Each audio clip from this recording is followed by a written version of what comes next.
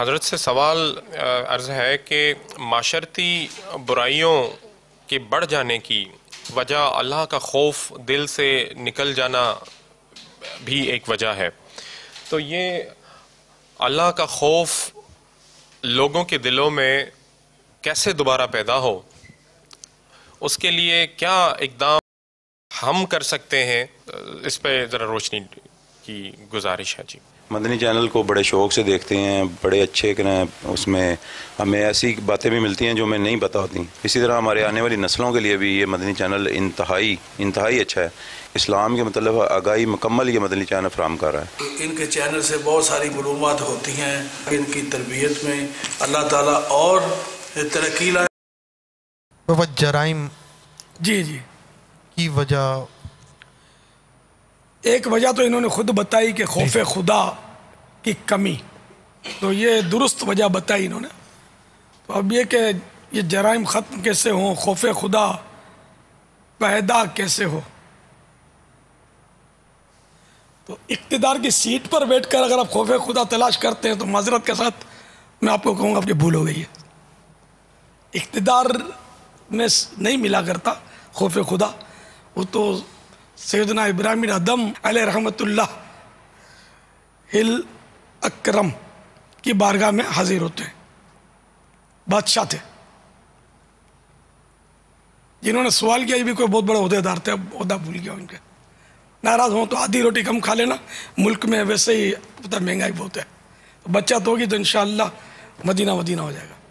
لیکن خیر انہوں نے سوال بہت اچھا کیا ہے کہ ان کو اندر دل میں درد ہے، احساس ہے، ایسا لگتا ہے، تو میں بھی ان کو نیکی کی دعوت دے دوں نا۔ تو سیدنا ابراہیم بن ادم علیہ رحمت اللہ اکرم اپنے شاہی محل میں تشریف فرماتے، بادشاہ تھے اپنے وقت کے، اس وقت کوئی ان کی ولایت یا شہرت اس طرح کا کچھ نہیں تھا، کوئی ان کے دربار میں اجنبی شخص داخل ہوا اور یوں دیکھنے لگا ہر طرف،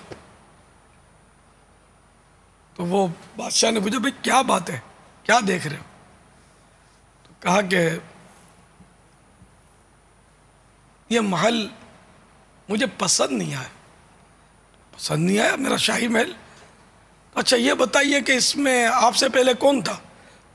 تو بولا کہ میرے ابو، ان سے پہلے میرے دادو، تو یوں دو چار پشتیں گنوا دیں، تو یہ سب کہاں گئے؟ تو فوت ہو گئے۔ تو بولا اس کا مطلب یہ کہ یہ مطلب آپ بھی فوت ہو جائیں گے اور یہ محل دوسرے کے قبضے میں چلا جائے گا، تو ایسا محل مجھے پسند نہیں۔ اس طرح کی کوئی میں اپنی اس سے کہہ رہا ہوں جو ہے واقعہ اس طرح کا۔ تو اب یہ کہہ کر کہ آپ بھی تو دنیا سے چلے جائیں گے، پھر آپ کا بیٹا بیٹھ جائے گا تخت پر، یہ چلے گئے۔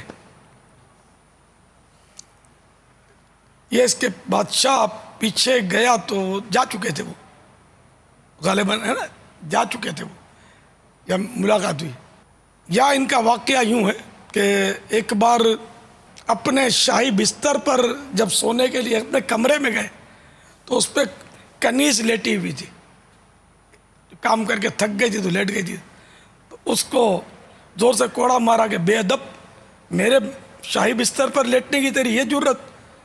تو وہ اٹھ کھڑی ہوئی اور مسکرانے لگی، رونے کی وجہ تو مسکرا رہی ہے۔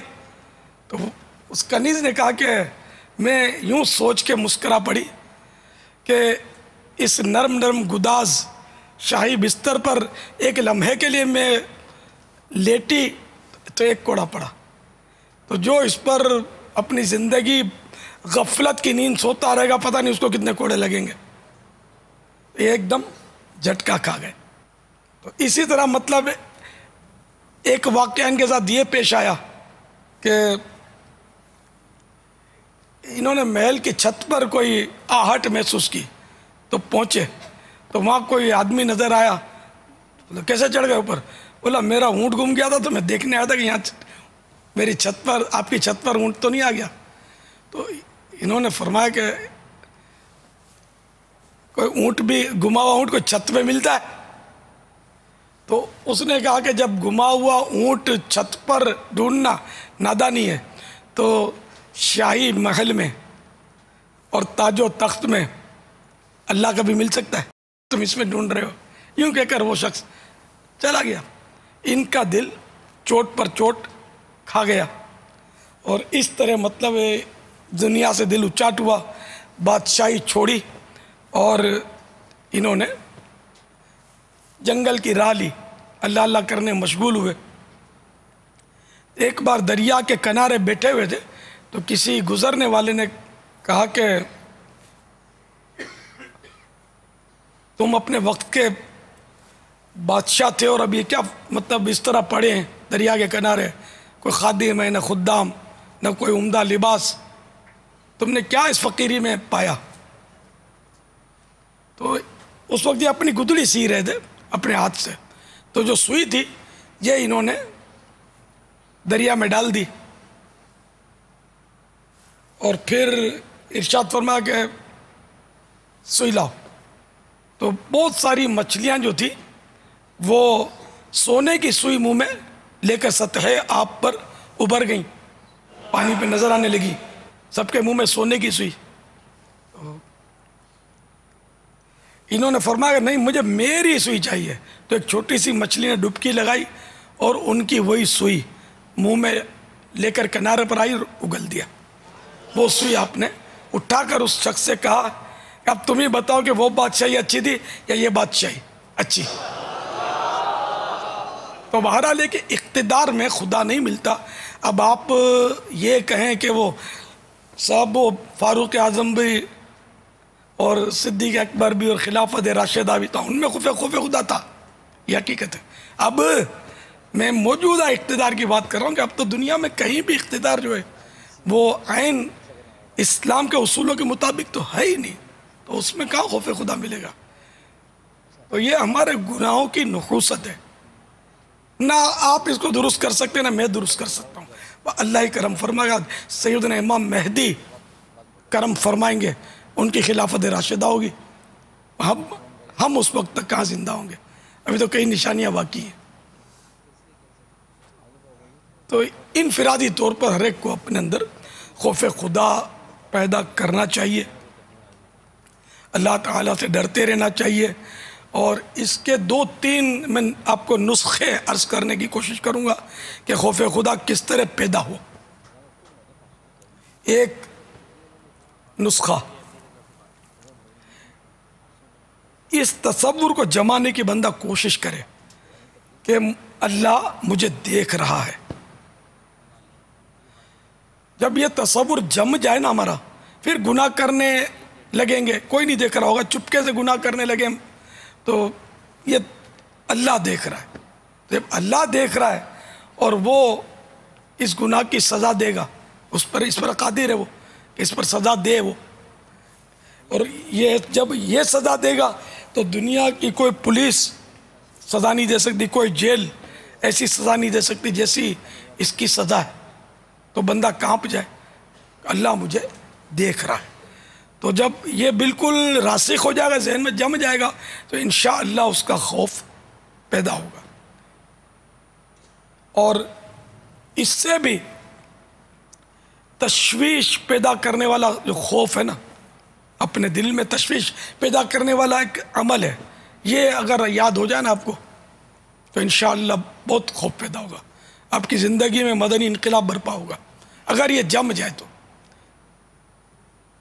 یاسین شریف کی ایک آیت ہے، وَامْتَازُوا الْيَوْمَ أَيُّهَا الْمُجْرِمُونَ، اور آج کے دن الگ الگ پھٹ جاؤ اے مجرموں، انہیں نیکوں سے مجرموں کو جدا کیا جائے گا۔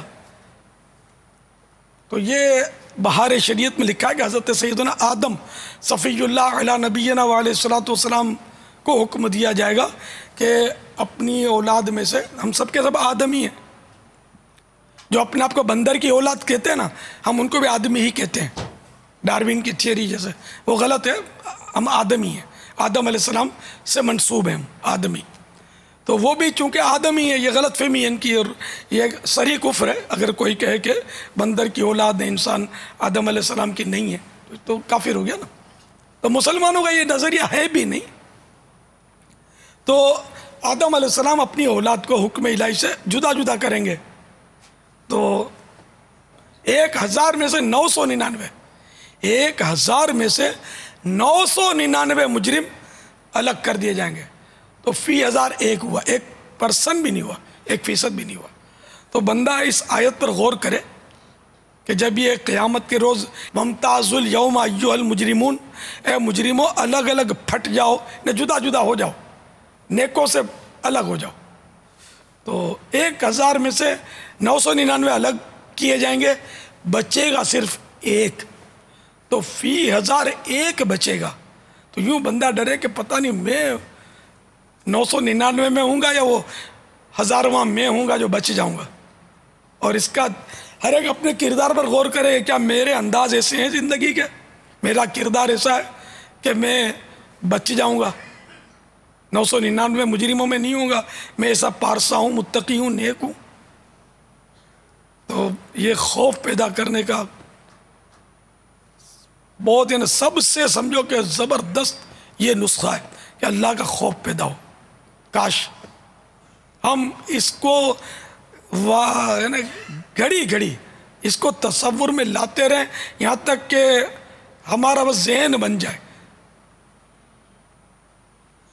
کہ کہیں مجھے 999 میں الگ نہ کر دیا جائے قیامت کے روز, تو مجھے وہ ایک بننا ہے, 999 والی جماعت میں اٹھنا نہیں ہے, الگ نہیں ہونا ہے, ایک میں.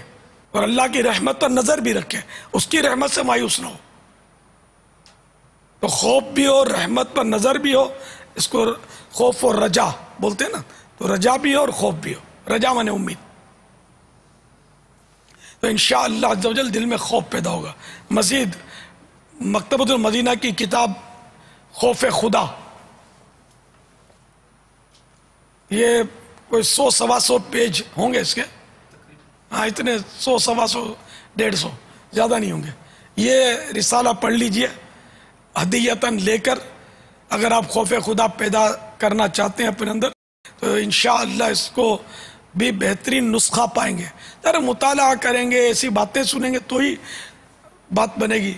ویسے خالی چاہنے سے تو ہر بات ہو جائے یہ ضروری نہیں. اللہ سے دعا بھی کرتے رہیں کہ تیرے خوف سے, تیرے ڈر سے ہمیشہ میں تھر تھر رہوں کانپتا یا الہی.